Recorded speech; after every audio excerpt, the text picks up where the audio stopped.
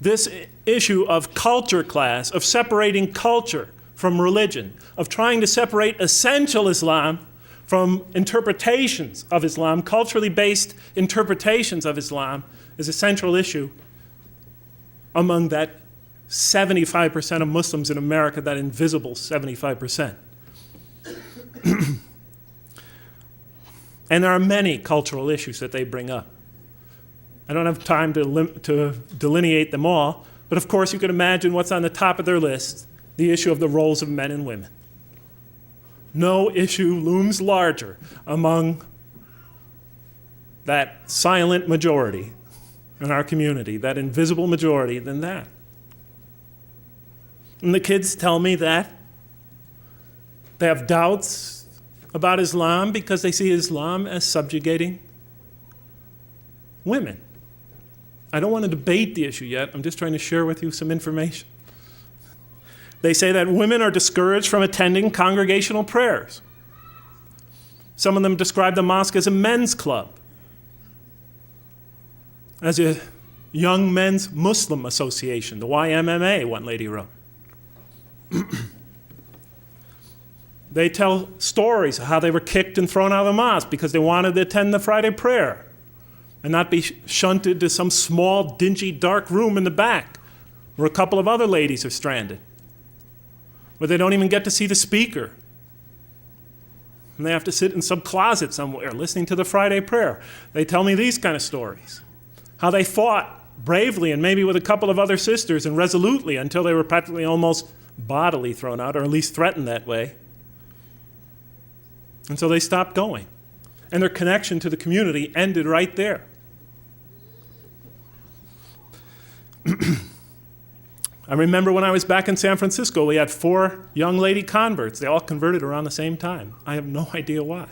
It was almost a miracle. 4 students, female students, converting to the religion. They almost did it as a team. They needed to sort of support each other, to give each other courage, to give it a shot.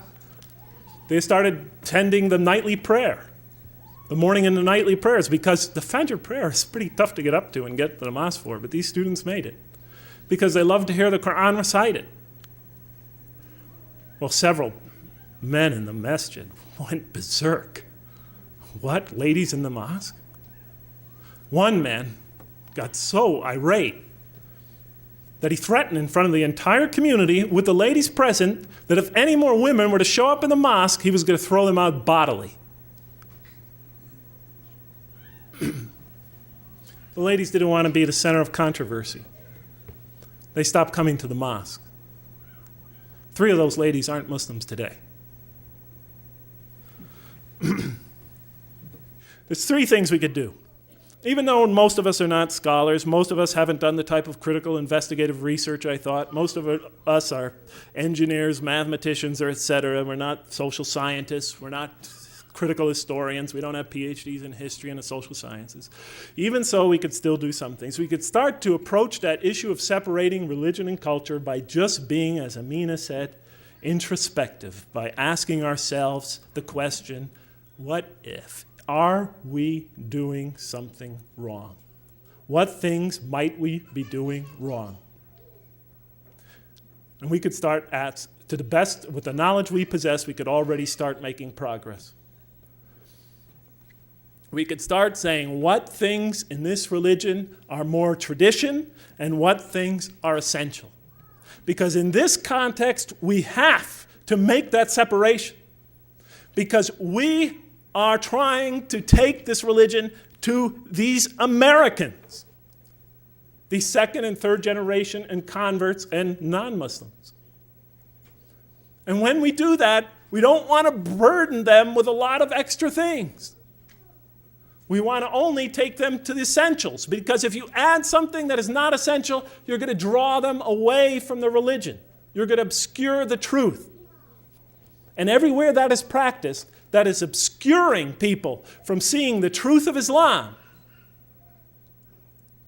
then it's not the press that is driving those people away from the religion. It is not some it's not some Western conspiracy that is preventing them from seeing the truth of Islam. It is us. It is us.